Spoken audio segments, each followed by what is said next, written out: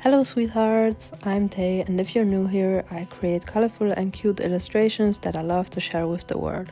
In this video, as you might have guessed from the title, we're going to talk about why it's okay to start again, and why sometimes it's even better.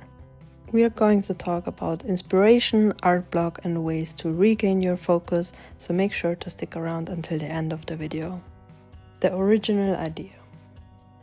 I originally wanted to draw my OC Aliya in a fun character sheet style illustration. I planned to include Axyl, who would be playfully hiding behind her, as well as a little chibi version of her and a full body illustration. I actually liked the sketch I did of Aliya and Axyl together, but I was very unsure about the full body pose and the chibi. It was completely out of my comfort zone, and I quickly realized that no matter how often I restarted cleaning up the sketch, as I usually do, I just couldn't get it right. Even when I was working on the sketch of Aliya and Axyl together, I already had doubts. I noticed how my fear of failure was holding me back, and that's the first thing I want to talk about. The fear of failure. Using my own experience as an example, I wanted to create a beautiful character sheet like the ones I saw on social media. Even though I had never done one like that before, it also just isn't really my style. I wanted it to look perfect, or at least almost perfect. I told myself that if I couldn't create something like that, I shouldn't even be calling myself an artist, or that it should be easy for me. But once I realized that it wasn't easy, I started to feel unmotivated and frustrated. I was scared to fail. It's important to understand that everyone is good at different things. That's exactly how it should be. You might be great at art in general, but maybe character design isn't your strength, and that's okay. Some artists are amazing at perspective, while others shine when it comes to color. It's the best to focus on your strength, while also gently working on your weaknesses, not the other way around. If you only focus on what you're bad at and constantly compare yourself to others, you might forget what you are good at and lose motivation. We tend to let negativity consume our lives much more easily than positivity. This mindset also applies to everyday life. If you want to improve your weaknesses, do it in the learning process, not during the creating process. For example, make dedicated sketches to practice anatomy or lighting. When you're working on an illustration that you want to be perfect, maybe reevaluate whether you really need this complex perspective if you've never done it before. I would recommend use your strengths when creating and improve your weaknesses through practice. You can even set a routine like drawing different poses every Saturday or doing 5-minute gesture sketches every day. I tried it and it's been really helpful so far. I can only recommend. Art block. This brings me to the next topic, art block. When the fear of failure leads to frustration and loss of motivation, it often turns into art block. If you're unfamiliar with the term, art block or creative block is when you feel unable to create, stuck, or uninspired. Personal advice is to take a break from what you're usually doing and refocus. I, for example, create digital artworks on my iPad, but when I hit art block, I always return to pencil and paper. Traditional sketching just allows my mind to breathe, so I just scribble away. Sometimes it's random patterns, sometimes fruits or objects, and it always helps my thoughts to flow again and reconnects me with my love for creating. Letting go of an idea. Sometimes it's best to leave an artwork behind if all it brings you is frustration. If there's no joy or inspiration left, you shouldn't force yourself to finish it, especially not just to impress others or even yourself. Accept it, you can always come back and try it in the future, but maybe it's best to leave it for a time and start something new. Regaining focus.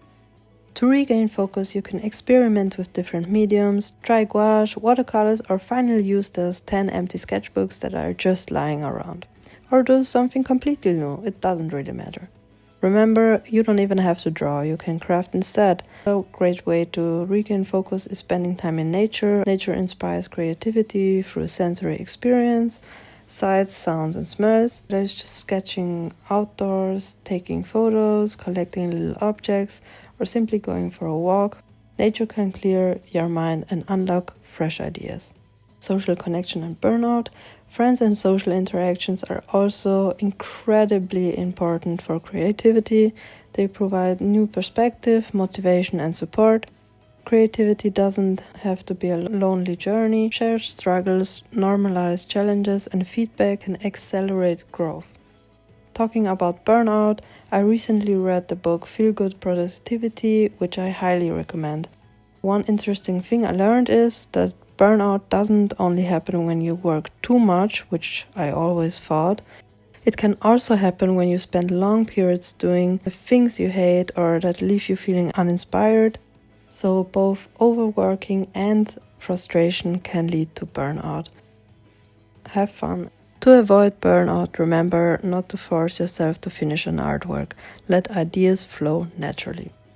When you feel stuck, remind yourself why you started art in the first place. I started drawing as a kid because it allowed me to escape into my own little safe world.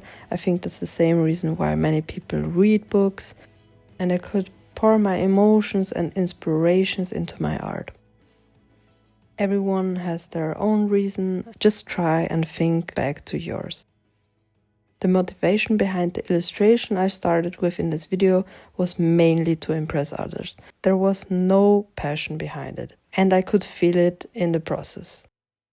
I was so frustrated. When I erased it and started over, the frustration lifted. I felt somehow free again, as weird as it might sound. And then I created an artwork of Aliya and Axyl for myself. Looking at each other, framed by a mirror-like border, and using all my favorite colors. Starting new, setting goals. For the end of this video, I briefly wanted to talk about the last few months and about the last year.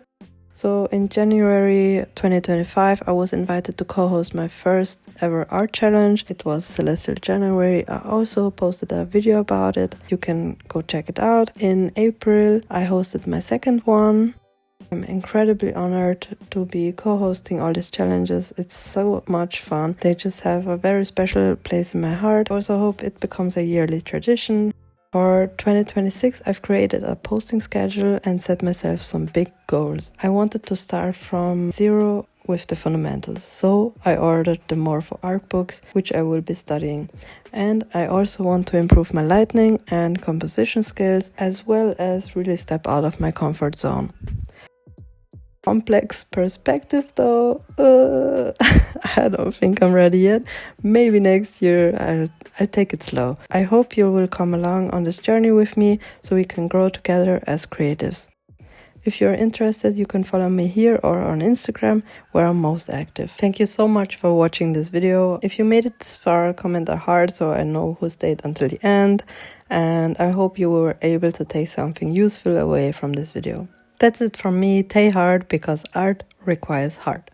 See you in the next video. Bye bye, sweethearts.